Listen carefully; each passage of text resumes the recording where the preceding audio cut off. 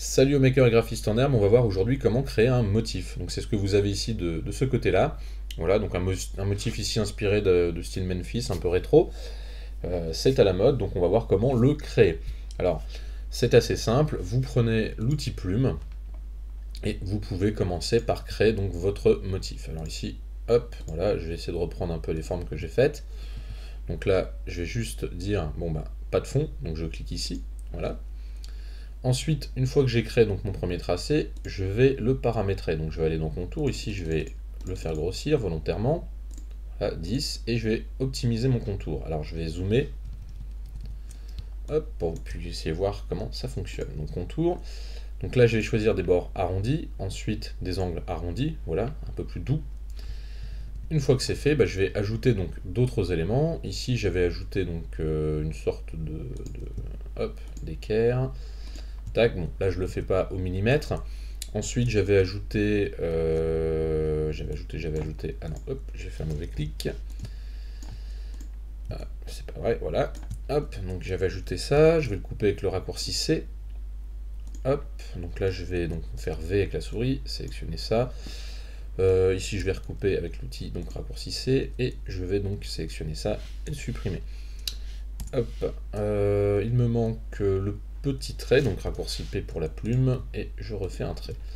Voilà, alors vous pouvez faire varier ensuite la taille de vos objets éventuellement, ou tout harmoniser et dire je veux tout à une certaine épaisseur. Voilà. Ensuite, vous pouvez préparer votre compo, je vous invite à faire varier les formes, vous pouvez en laisser certaines, je dirais, dans le bon sens. Hop, je vais faire ça comme ça. Hop, ça pareil, allez, hop. Voilà, enfin vous faites un peu n'importe quoi, c'est souvent ce qu'il y a de mieux. Hop, et je vais laisser ça comme ça. Alors, moi en règle générale, ce que je fais, c'est que j'essaie de rester dans un format un peu pseudo-carré, enfin en tout cas pseudo-aligné, mais c'est pas forcément obligatoire. Là, je vais faire ça comme ça. Hop, tac. Voilà, bon. Alors mon motif sera pas forcément super chouette, mais c'est pas grave, ça suffira pour l'exemple. Donc une fois que vous avez ça, si vous voulez réduire ou agrandir, bien sûr, la taille du trait ne va pas varier. Donc il faudra vectoriser votre objet, donc forme, pardon, tracé, vectoriser le contour. Voilà, donc là mon contour est vectorisé, c'est-à-dire que si je réduis ce motif, il est donc à l'échelle. Ensuite on va aller donc pour créer le motif, ici dans, tiens je vais créer une erreur volontairement, je vais le passer en blanc tout de suite. Hop là. Donc là je vais aller dans motif, créer. Donc là, il vous dit qu'il va créer une nuance ici, et je fais OK. Donc là, mon motif est blanc, mais le fond, vous voyez, apparaît en blanc. Ça peut être un peu gênant. Bon, rien de dramatique. Vous sélectionnez. Pour bosser, vous pouvez repasser la couleur en noir, mais ça vous arrivera forcément. Alors, qu'est-ce qu'on voit ici? Ici, la première icône, donc outil mosaïque. Donc là, c'est cet outil qui va vous permettre de, vous voyez, sélectionner une zone manuellement. Donc du coup, quand on prend par exemple un carré, un rond ou autre, on va pouvoir créer des formes. Je le ferai après, enfin en tout cas des formes à répétition. Voilà, donc du coup on peut décaler, etc. Maintenant, vous pouvez faire adapter à la forme pour revenir initialement et dire je veux un décalage manuel. Donc là 20 pixels, 20 pixels. Ensuite, vous avez la grille. La grille, c'est tout simplement le sens. Donc ici, par exemple, je peux choisir brique par rangée, comme ceci, ça va décaler, ça va être plutôt sympa en règle générale, ça va apporter un petit décalage dans votre motif. Et vous pouvez choisir le nombre. Voilà, donc vous pouvez choisir le décalage 3 sur 4, et ainsi de suite. Ou un demi. Une fois que c'est fait, vous pouvez ensuite même ajouter, vous voyez, un nombre de répétitions. Alors, maintenant que vous êtes content de ce motif, moi je souhaite le garder en blanc sur un fond gris. Du coup, la couleur, vous pouvez toujours la changer au dernier moment.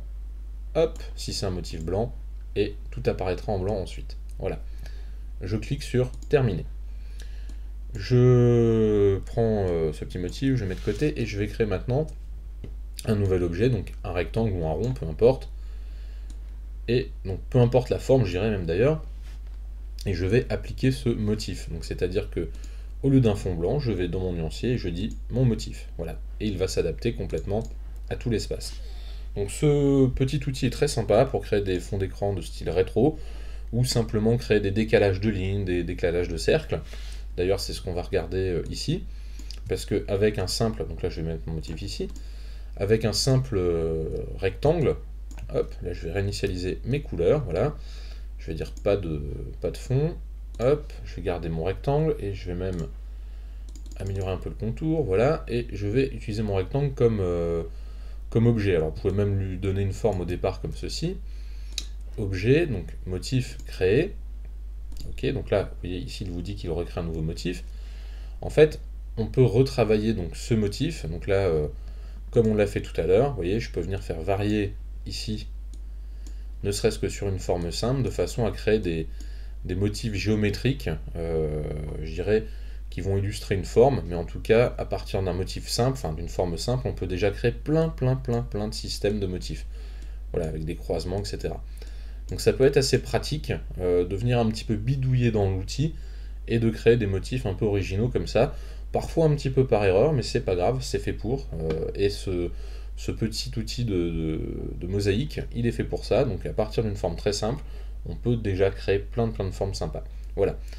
Donc j'espère que ce petit tuto vous aura plu, et je vous dis à très bientôt sur Kernel Design pour un nouveau tuto autour d'Illustrator. Abonnez-vous!